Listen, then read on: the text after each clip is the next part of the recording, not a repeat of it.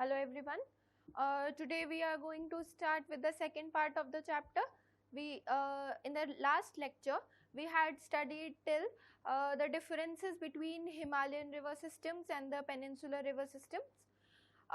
Moreover, we studied about the types of drainage patterns which are formed by different rivers flowing in India. Like we had studied 4 types of drainage patterns. The first one we studied was the dendritic drainage pattern. The second one was trellis drainage pattern. The third one was rectangular, and the fourth one was radial drainage pattern. Now in today's lecture, we are going to cover the major Himalayan rivers and the major peninsular rivers which are mentioned in our books. So the major Himalayan river systems that you have to study are, the first one is Indus, the second one is Ganga, and the third one is Brahmaputra. ठीक है? But before this I had used a term river system. River system का मतलब होता है the river along with its tributaries. The whole system that it covers, the whole area that it covers is known as river system of that particular river flowing, right? So we will start with the first river system, Himalayan river system, and in that we will start with Indus.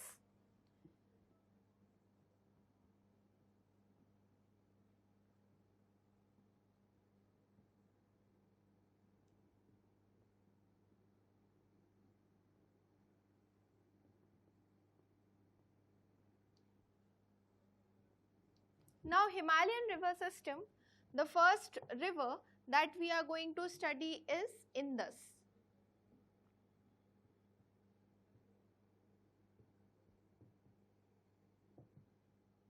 Now what all are the points that you need to know regarding Indus? The first important thing is regarding the length of Indus.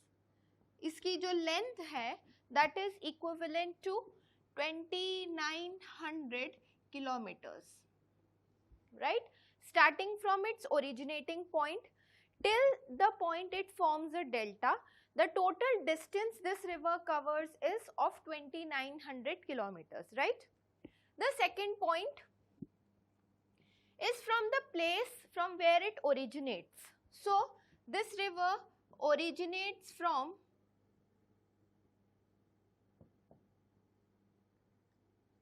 Tibet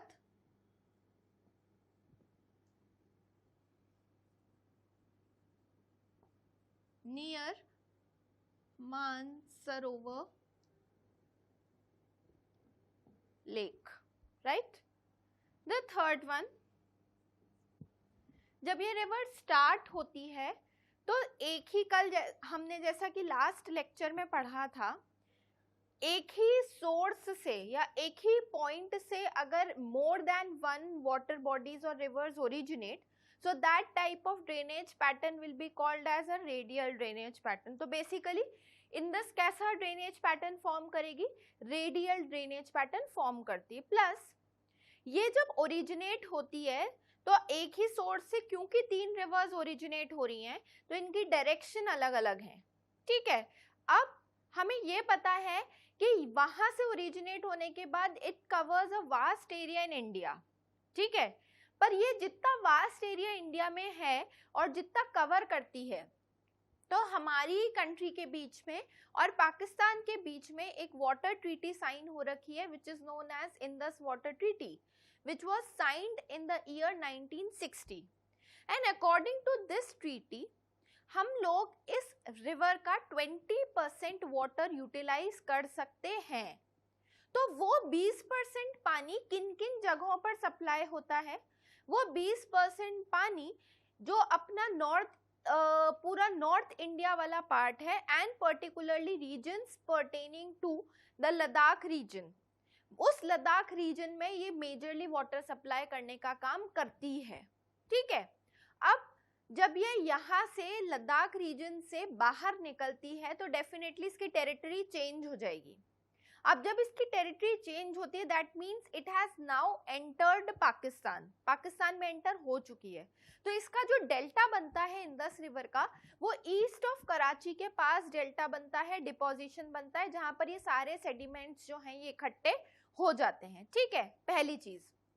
दूसरा, जब ये पाकिस्तान में enter होती है तो ये एक जगह ऐसी आती है जहां पर ये बिल्कुल पैरेलल है पंजाब रीजन के।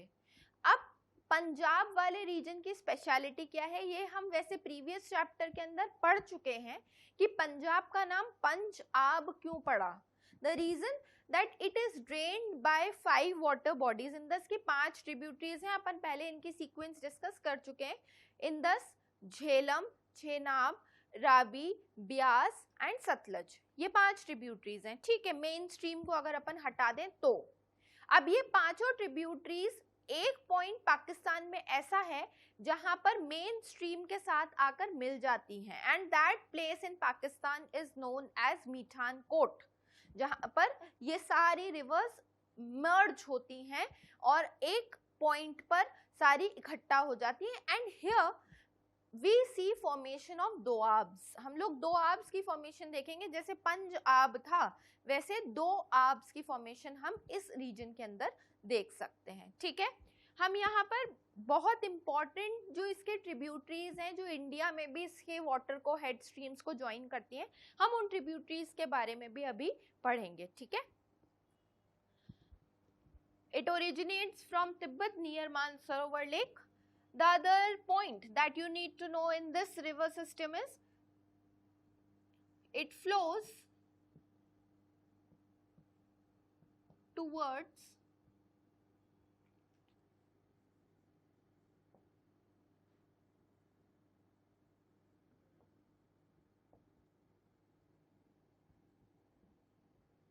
and enters India. अब इंडिया में कहां पर किस जोन में एंटर होगी? इंडिया में ये जिस जोन में एंटर होती है,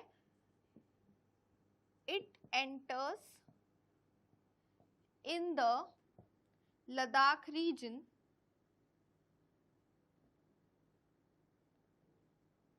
जहां पर already 4 short distant tributaries exist करती हैं लद्दाख वाले रीजन में, that are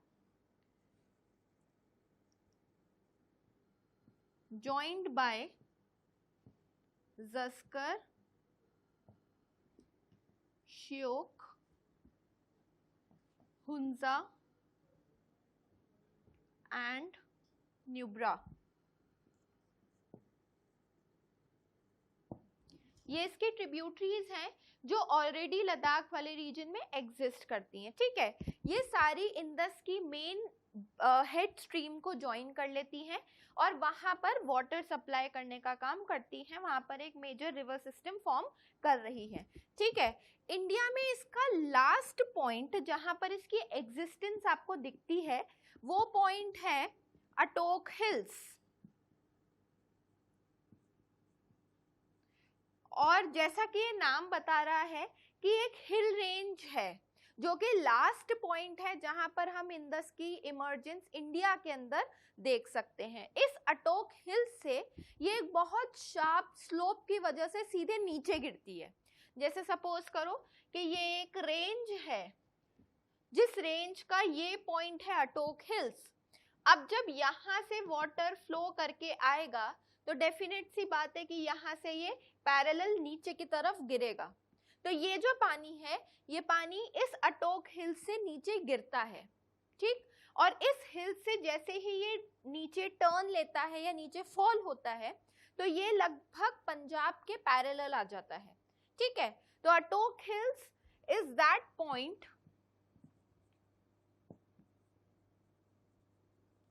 from where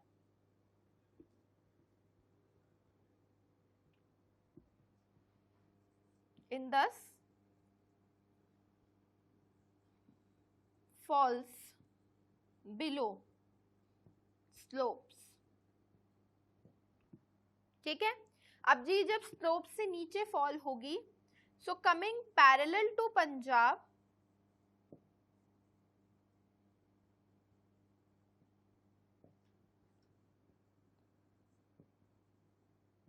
It is joined by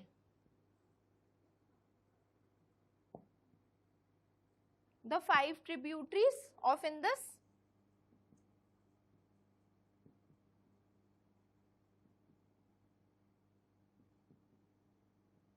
That is Indus, Jhelum, Chenab, Ravi, Sutlej and Beas. ठीक है. अब इस पॉइंट से जो चेंज होना स्टार्ट होगा वो चेंज ये है कि at the place मीठानकोट,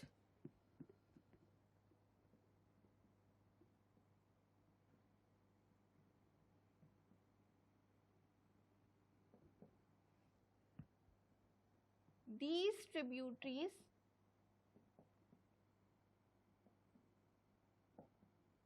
are joined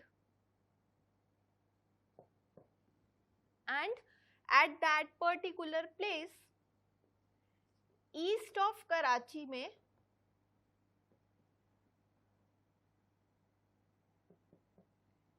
it forms a delta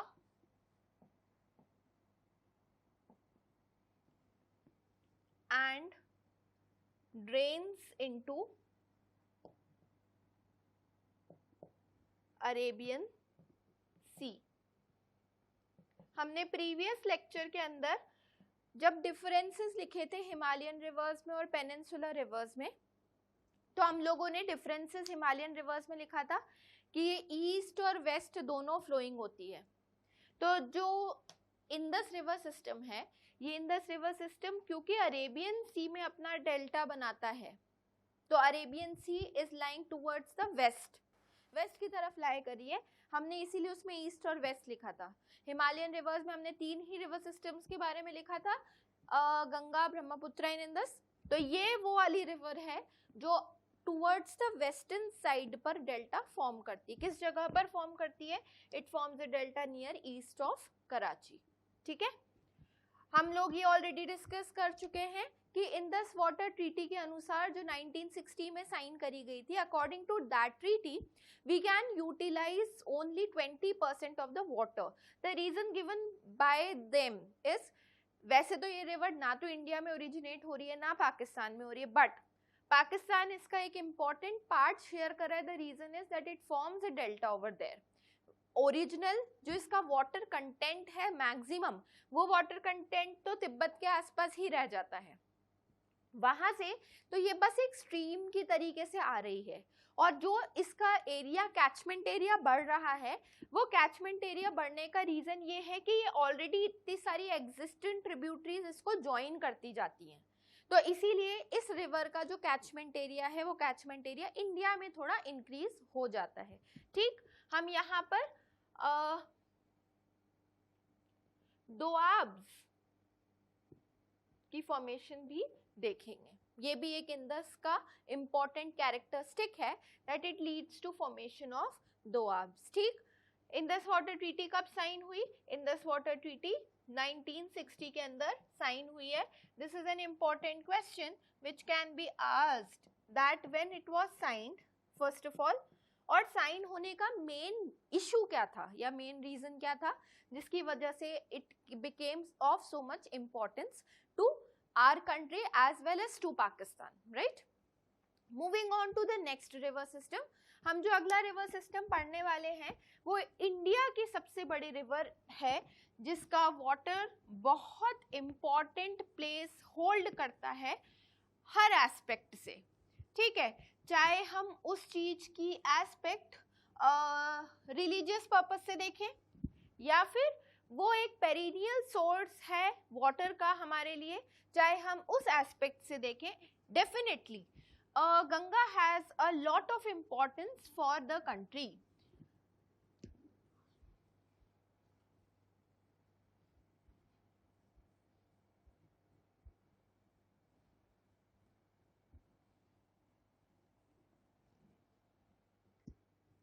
The second river system is Ganga river system.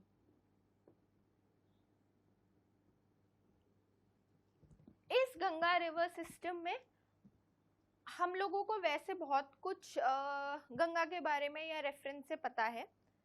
सबसे इम्पोर्टेंट अगर हम इसकी लेंथ देखें तो इसकी लेंथ सिर्फ इंडिया से स्टार्ट होने से लेकर और इंडिया में ही ड्रेन होने तक है, बट इसकी लेंथ 2500 किलोमीटर्स की है। 2500 किलोमीटर्स का डिस्टेंस ये कवर करती है। ठीक, दूसरी चीज, इट ओरिजिनेट्स फ्रॉम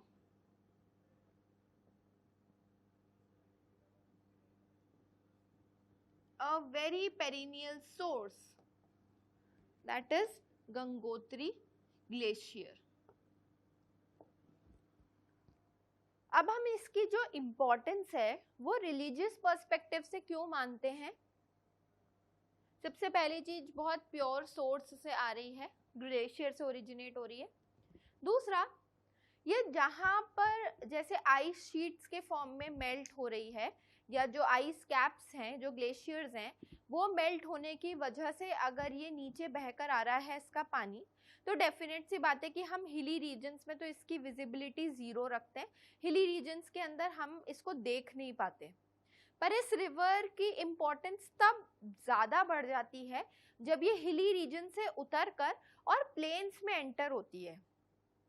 एक ऐसी जगह पर जहां पर इसकी इम्पोर्टेंस सबसे ज़्यादा है because of from the religious perspective point of view, वो जगह है हरिद्वार।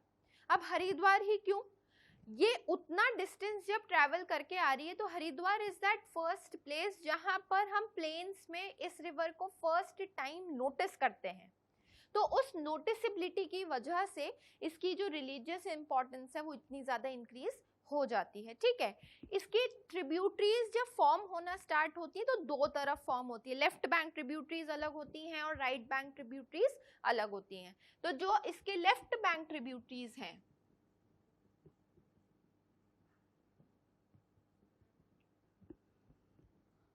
वो है घाघरा, गंडक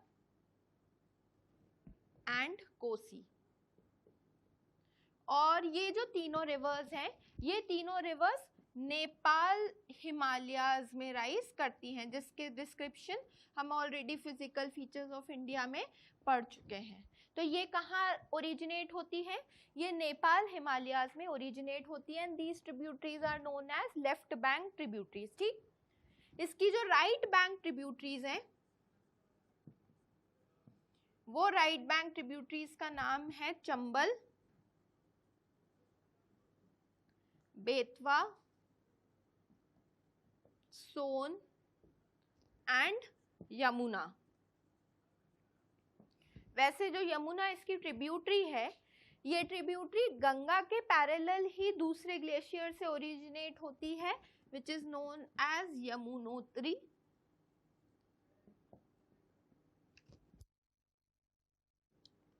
ग्लेशियर, जिसको क्या बोला जाता है?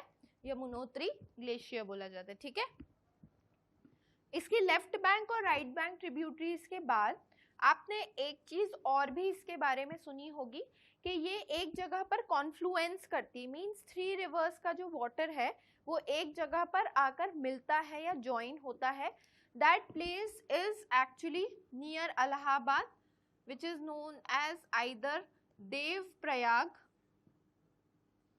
और क्योंकि तीन रिवर्स का कॉन्फ्लुएंस है, ज्वाइनिंग है, इसीलिए हम उसको संगम भी बोलते हैं। ठीक है, और वो तीन रिवर्स कौन कौन सी हैं जो ज्वाइन करती हैं? गंगा, यमुना एंड सरस्वती। ठीक है, जो इसकी ये ट्रिब्यूटरीज हैं चंबल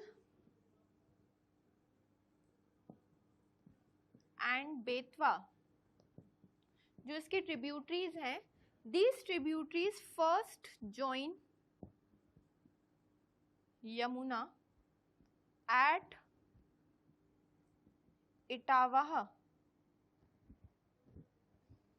district of UP।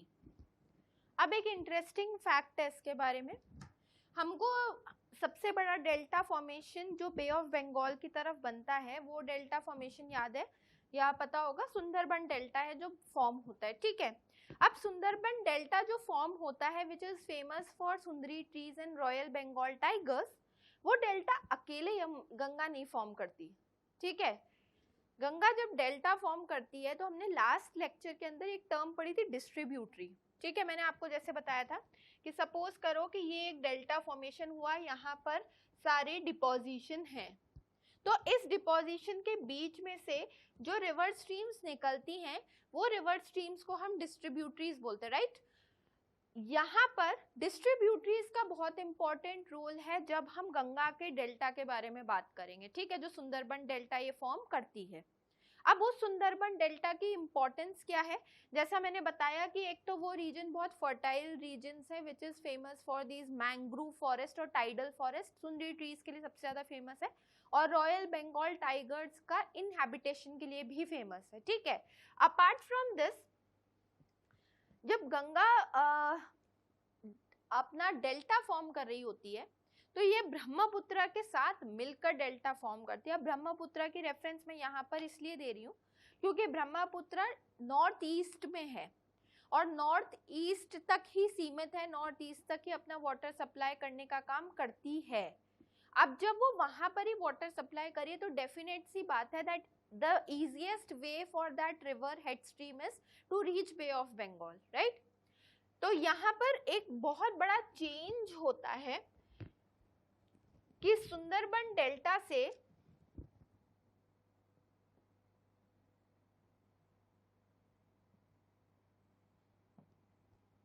जिसका नॉर्दर्न मोस्ट जो पॉइंट है दैट इज फरक्का, इसका नॉर्दर्न मोस्ट पॉइंट जो है that is Farakka which is famous if you have ever heard of this. Farakka has a dam which is famous for Chakma refugees. This dam is famous for Chakma refugees और ये जो Farakka dam है ये बिल्कुल उसका northern most point है, ठीक है।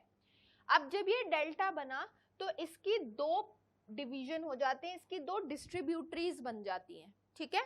तो जो पार्ट इंडिया में रह गया, डिस्ट्रीब्यूटरी का जो पार्ट इंडिया में रह गया that is known as Bhagirathi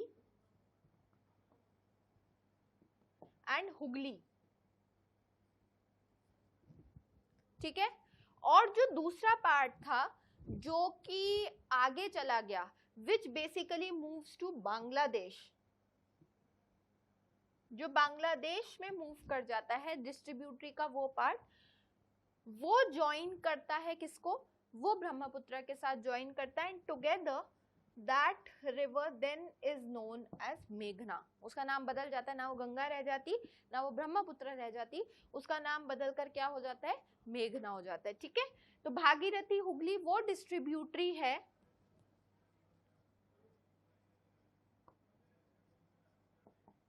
जो कि इंडिया में रह जाती है, ठीक। मूविंग ऑन फर्दर, हम थर्ड रिवर सिस्टम के ऊपर मूव करते हैं। थर्ड रिवर सिस्टम हमारा जो है वो डील करता है ब्रह्मपुत्र रिवर सिस्टम से।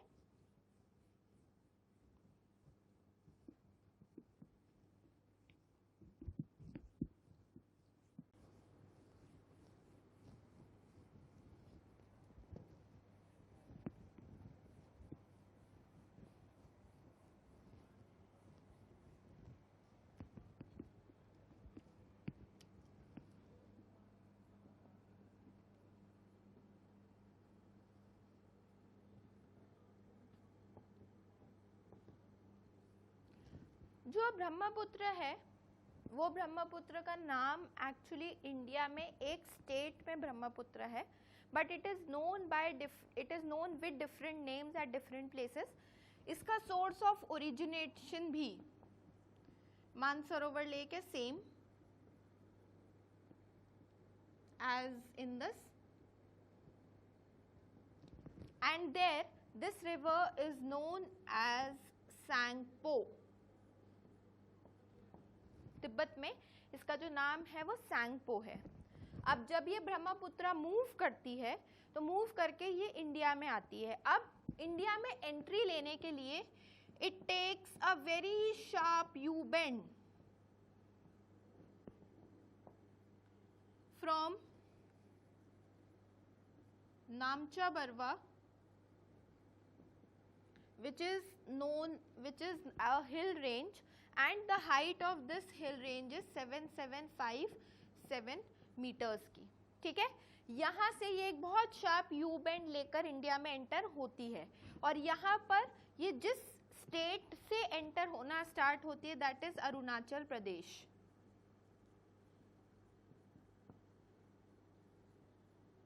And here the name of this river is दिहांग।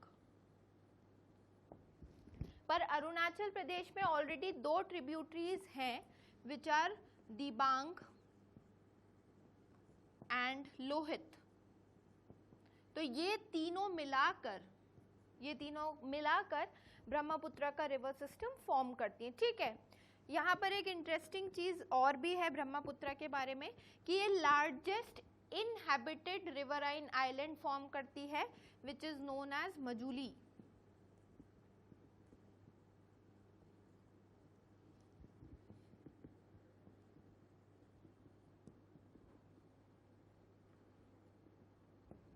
ठीक है, अब जब ये रिवराइन आइलैंड फॉर्म करती है, हमने एक चीज और भी पढ़ी है ब्रह्मपुत्र के बारे में, ये बहुत वाइड स्प्रेड फ्लड्स लेकर आती है north eastern states of India में बारिश के टाइम पर। पर्टिकुलरली अक्सर बहुत कॉमन प्रॉब्लम है कि असम वाले रीजन में आपको बहुत ज़्यादा बारिश मिलेगी। अच्छा, इसका नाम असम में ब्रह्मपुत्र हो जाता है। ठीक है, तो ये इतने ज़्यादा वाइड स्प्रेड फ्लड्स क्यों लेकर आती है, उसका एक रीज़न है। अगर हम नॉर्थ ईस्टर्न स्टेट्स की टोपोग्राफी देखें, सारे 7 सिस्टर्स की अगर अपन टोपोग्राफी देखें तो उनकी टोपोग्राफी हिली है। ठीक है, अधिकतर टाइम पर वहाँ पर हिल रेंजेस हम देख सकते हैं। तो जो हिल रेंजेस हैं वो हिल रेंजेस क्या करती हैं, हिली रीजन्स की most of the time hilly regions अपने साथ जितने सेडिमेंट्स होते हैं वो सारे सेडिमेंट्स रिवर के साथ बहते हैं। अब होगा क्या, एग्जाम्पल के तौर पर हम ले सकते हैं कि अगर एक ग्लास है और एक ग्लास को मैंने आधा मिट्टी से भरा हुआ है या किसी ना किसी सेडिमेंट से भरा हुआ है, and then I start pouring water, और एक दूसरा ग्लास है मेरे पास जो बिल्कुल एम्प्टी है, and I start pouring in water, तो किस ग्लास की वाटर कैरिंग कैपेसिटी ज़्यादा होगी? डेफिनेटली जो ग्लास खाली है। अब ब्रह्मपुत्र के साथ same type of problem persist कि यहाँ पर जो रिवर का बेड है वो रिवर का बेड ऑलरेडी इतने सारे सेडिमेंट से भरा हुआ है कि वो बहुत जल्दी अपने बैंक्स को ओवरफ्लो कर जाती है। और बारिश के टाइम पर जब सबसे ज़्यादा पानी है तो अपन ने ये भी सुना होगा कि नॉर्थ ईस्ट में ही सबसे ज़्यादा बारिश भी होती है। Like Mawsynram is recorded as the place which receives the highest rainfall. It is because of the presence of those hilly ranges घारो खासी जैंतिया जिनकी वजह से सबसे ज़्यादा बारिश होती है। तो डेफिनेट सी बात है कि उसका पानी साथ के साथ जितना भी ज़्यादा बारिश का पानी है वो सेडिमेंट्स डिपॉजिट होने की वजह से उसके बेड पर अपने बैंक्स से बहुत जल्दी ओवरफ्लो कर जाएगी, causing widespread floods in the region of northeast, right? Moving on to the next type of rivers, we are here done with the Himalayan river system. The next topic that we are going to start is peninsular river system, but for that we need to prepare a chart through which we will understand the river system. All right?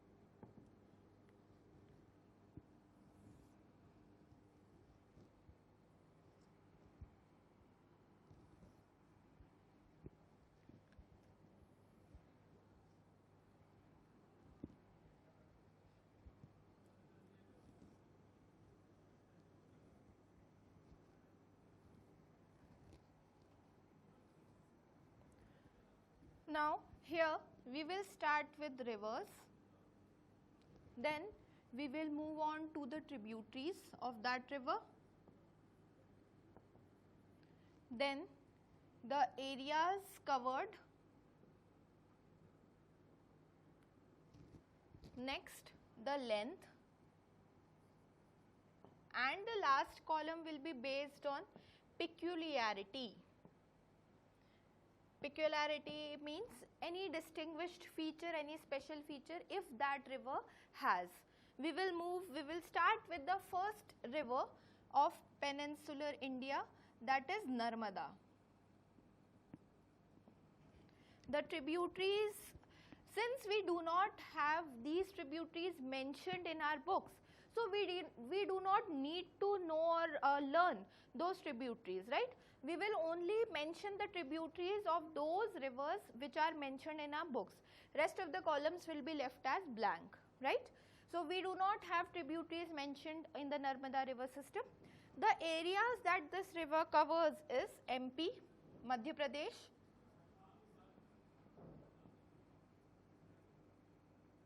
and Gujarat. We do not have length mentioned of this river, but we have peculiarities of this river mentioned, like first of all it forms trellis pattern, drainage pattern. दूसरा, ये marble rocks के लिए बहुत famous है, which are near Jabalpur, and at the same time it is famous for one of the important falls which are known as Dhuadhar falls. The next river that we are going to cover is Tapi. We have tributaries of Tapi as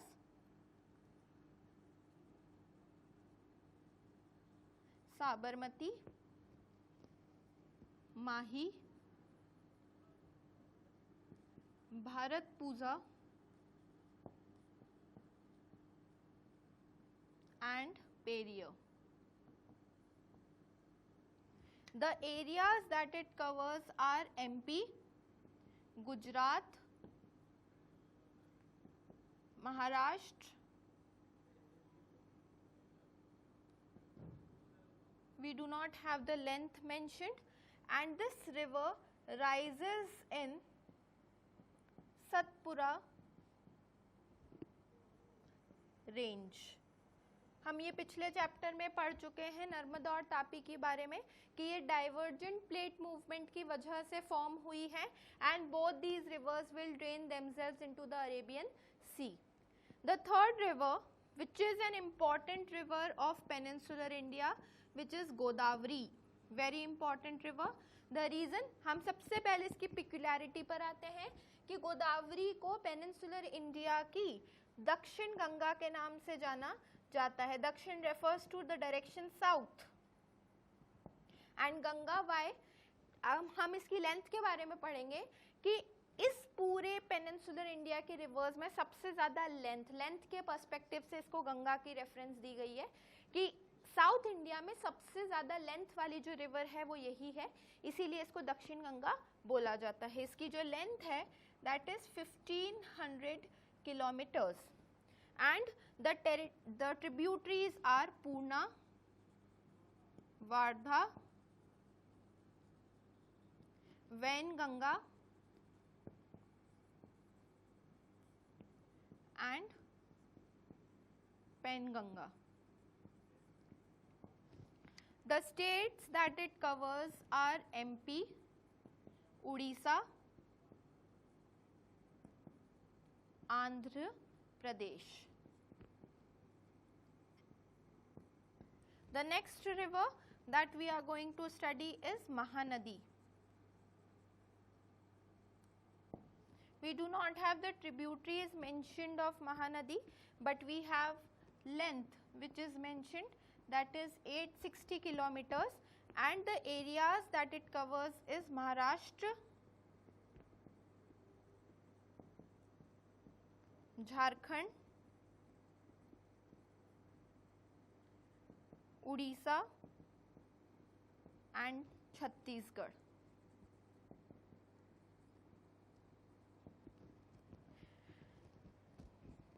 The next is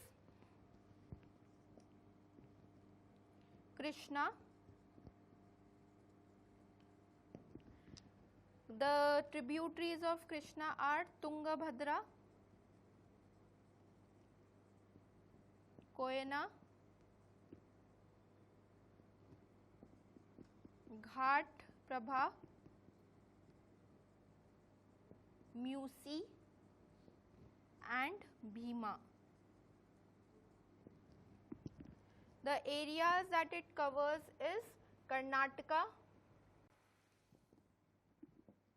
Maharashtra and Andhra Pradesh. ठीक है, इसकी जो length है that is 1400 kilometers and we do not have any peculiarity over here. And the last river is Kaveri. The tributaries of this are Amravati, Bhavani, Hemavati and Kabini. It covers the states of Karnataka, Kerala and Tamil Nadu. The length is 760 kilometers and this river makes the second biggest waterfalls known as Jog Falls in Karnataka. Alright, so this is the easiest way by which you can memorize the peninsular rivers. Otherwise, it becomes quite tedious to remember all these rivers at the same time. So, you just need to know the tributaries of only those rivers which we had today studied. You do not need to know additional tributaries of the rivers, like we had not mentioned about Narmada and we had not mentioned about Mahanadi. So, uski hame requirement nahi hai. We do not need to mention them over here specially, right? So, this is the easiest way. In the next class, we will cover topics like the last part of the chapter which is remaining. We will study about lakes, importance of lakes. Then we will study about rivers, role of rivers in the economy, what are some of the action plans which have been taken to clean those rivers, and the topics related to river pollution. Thank you so much.